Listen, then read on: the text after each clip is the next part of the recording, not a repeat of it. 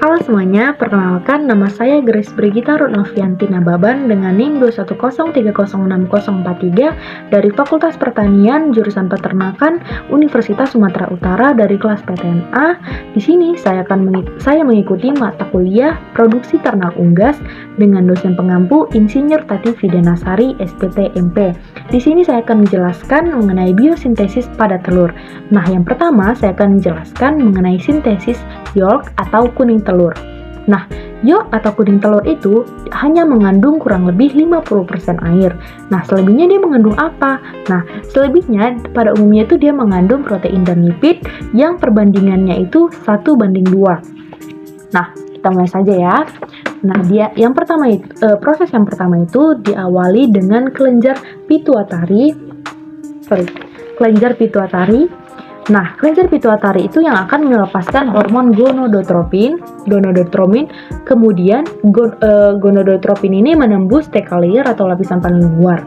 Nah, kemudian dia akan menghasilkan hormon estrogen atau dia mensintesis bahan-bahan penyusun yolk yang terdiri atas yang pertama ada asam amino, yang kedua ada fosfor, ada kalsium, dan ada lipid. Nah, proses itu terjadi di nukleus pada hepar atau hati. Nah, hasil dari sintesis pada hepar atau hati tersebut, dia akan menghasilkan beta lipoprotein dan vitellogenin. Nah, beta lipoprotein ini dia akan menembus dua lapisan. Nah, lapisan yang pertama itu ada lapisan theca layer tadi atau lapisan paling luar, lalu yang kedua itu ada granulosa layer. Nah, kemudian ada bagian vitellogonium, yaitu yang pertama ada lipofitekin, yang kedua ada posfitin. Nah, yang akan menembus dua lapisan theca layer dan granulosa layer tadi, itulah yang akan menghasilkan yolk atau kuning telur. Nah, selanjutnya saya akan menjelaskan mengenai sintesis albumen telur atau putih telur. Nah, apa saja sih protein-protein pada albumin itu? Nah, yang pertama itu ada ovalbumin, dia mengandung 54%, lalu ada ovotransferin, dia mengandung 13%, lalu ada ovomucin, dia mengandung 11%, lalu yang keempat itu ada ovoglobins, dia mengandung 8%, yang kelima itu ada lisosim, dia mengandung 3,5%, lalu ada alfa dan beta ovomucin, dia mengandung 1,5 sampai 3. Nah, terdapat juga beberapa protein dengan level yang sangat kecil. Yang pertama itu ada avapidin, dia hanya mengandung 0,05%. Ada flavoprotein, dia mengandung 0,8%. Ada ovomakroglobin, dia mengandung 0,5%. Ada ovoinhibitors, dia mengandung 0,1 sampai 1,5. Lalu ada ovoglycoprotein, dia mengandung 0,5 sampai 1. Lalu ada papain inhibitor, dia mengandung 0,1%. Nah, hormon-hormon steroid memiliki peran penting dalam sintesa protein pada ovida. Nah, albumen itu disekresikan di magnum yang merupakan bagian dari ovida. Nah, di sini saya akan menjelaskan mekanisme di dalam tabel ini. Nah, sintesis albumin itu terjadi pada magnum. Nah, albumin itu akan disekresikan dan dikontrol oleh hormon estrogen yang larut dalam lemak. Nah, molekul estrogen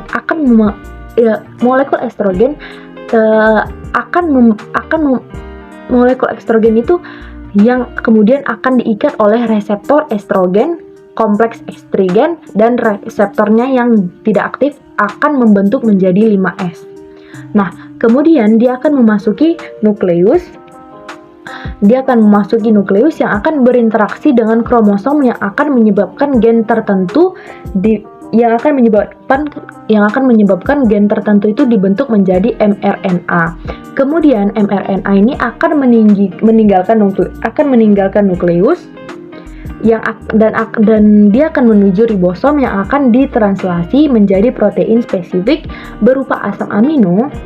Nah, yang berupa asam amino yang akan menghasilkan albumin dan protein khas telur lainnya. Proses ini tersebut itu mengandung selama kurang lebih 3 jam. Nah, selanjutnya saya akan menjelaskan mengenai sintesis rabang telur. Nah, penjelasan saya ini. Nah, Sintesis kerabang telur ini dia terjadi di uterus selama 18-21 jam. Dia terjadi karena adanya ion kalsium dan karbonat pada plasma darah. Nah, ion karbonat yang berasal dari hasil dari metabolik mukosa sel kelenjar kerabang, yaitu CO2 tambah H2O, dia menghasilkan H2CO3. Asam karbonat yang akan dipecah menjadi HCO3, HO+, asam karbonat yang akan masuk ke dalam cairan dalam kelenjar kerabang dan melepas hidrogen, lalu kalsium dari plasma darah kalsium dari plasma darah akan masuk ke mukosa sel kelenjar kerabang, kemudian dia masuk ke cairan di dalam kelenjar kerabang, kemudian dia bergabung dengan CO3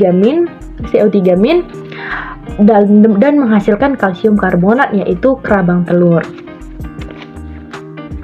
Nah, sekian dari penjelasan saya. Jika ada salah kata maupun salah penyampaian, saya minta maaf dan terima kasih.